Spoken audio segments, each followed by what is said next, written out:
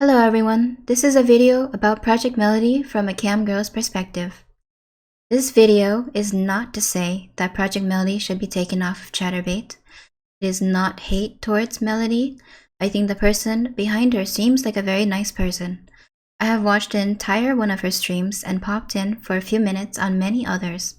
She does seem like a genuinely nice person.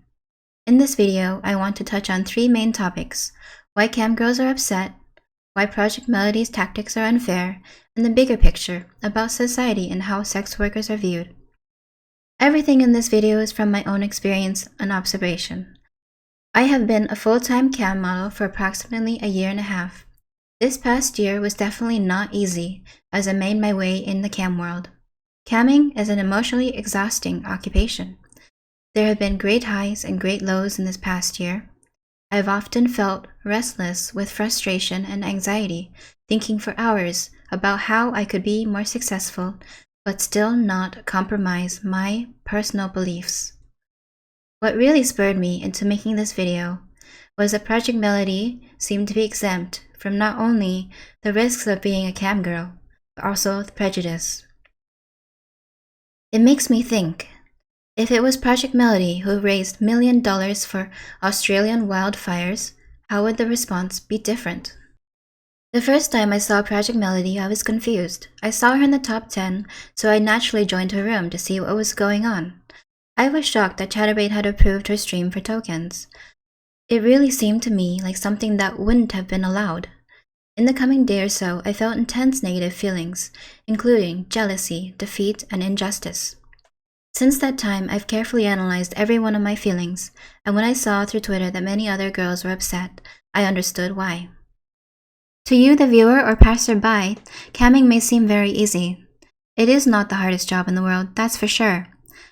But there's a lot that goes on behind the scenes that most of you will never see.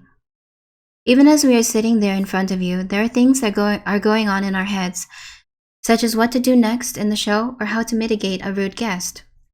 Being a cam girl is very taxing emotionally. While there are a lot of very nice viewers who tip and chat kindly, they are far outnumbered by viewers who think that we are worthless or lazy and not doing a real job. All of us who do cam seriously put in a lot of time and effort into streaming.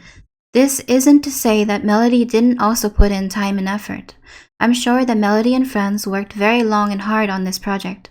However, just because a code developer put in their effort to create a code to cheat in a game or to hack someone's computer doesn't make it fair for everyone else in that domain.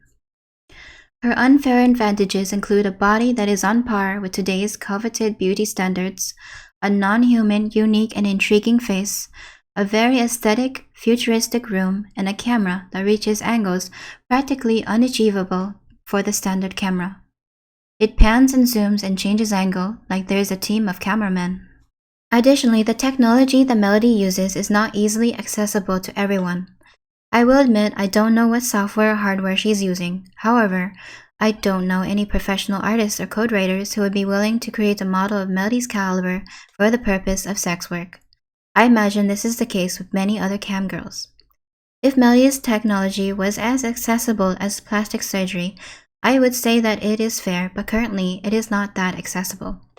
If a person really wants to, they can save up the money and get a breast augmentation or other enhancement.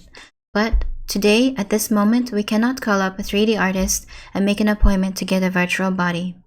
In a world where physical looks are 50 to 85% of our product, Project Melody has a very unfair advantage. I'm sure some of you will ask, but what of Melody's limitations? She does have limitations, but from what I've seen, what she is able to do is more than enough to be successful. She can make up for her limitations with a personality, like many girls do. Furthermore, I believe that Melody and friends have been insensitive to the risk that most cam girls face to varying degrees. Yes, we choose to be cam girls, but so does Project Melody. I'm sure you can't forget that Project Melody is a real person behind that virtual body.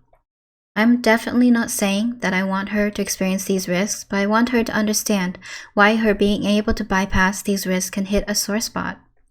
One of the biggest concerns is being outed to family and friends. Once outed, a lot of girls get ostracized because this job is misunderstood and uncomfortable to think about. We also share the same risks as other types of streamers, such as Twitch or YouTube, like being stalked or bullied online.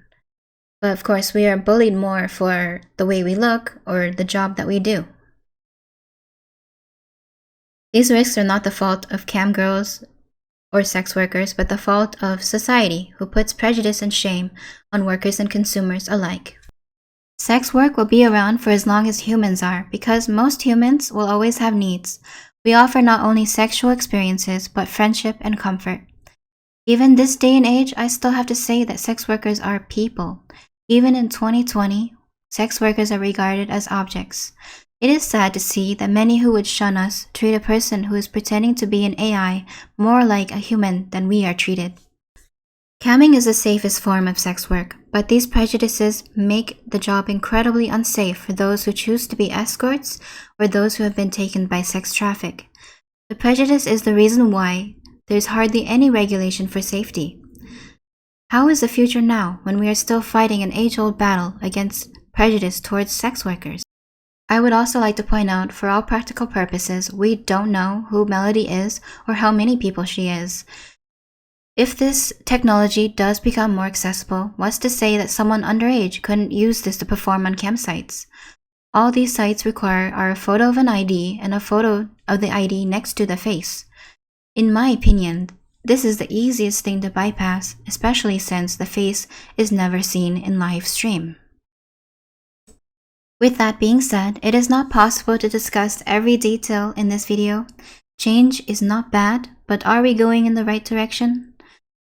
This video was created to bring awareness to some of the reasons why camgirls felt upset. Please leave your comments and thoughts down below. I have been respectful in presenting my opinions, and I expect no less from you. Take care, everyone, and see you in the comments.